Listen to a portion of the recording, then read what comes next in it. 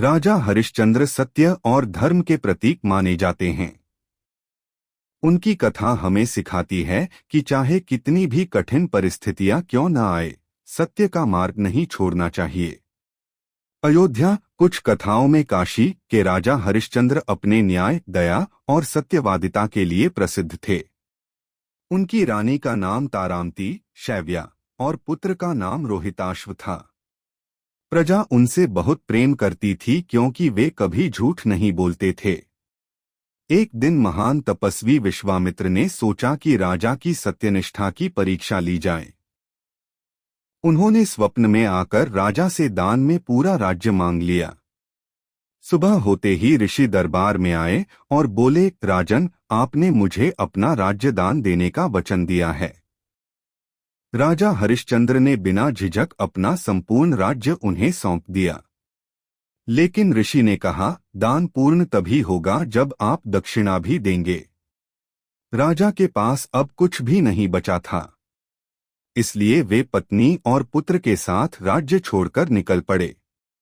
दक्षिणा चुकाने के लिए राजा ने अपनी पत्नी और पुत्र को एक ब्राह्मण को बेच दिया, फिर स्वयं को एक चांडाल श्मशान के रक्षक को बेच दिया ताकि दक्षिणा की शेष राशि चुका सकें।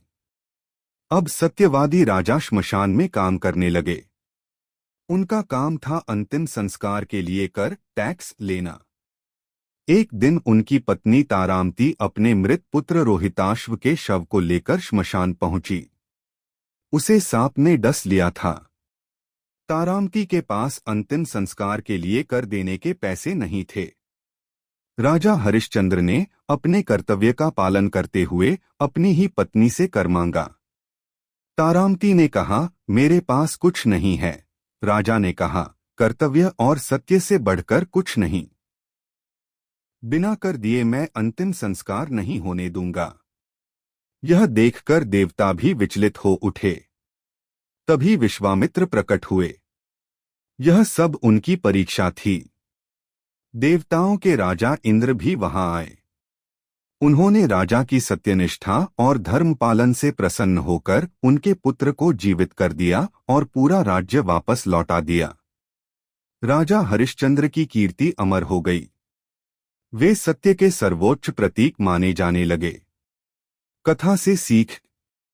सत्य का मार्ग कठिन हो सकता है, लेकिन अंत में विजय सत्य की ही होती है।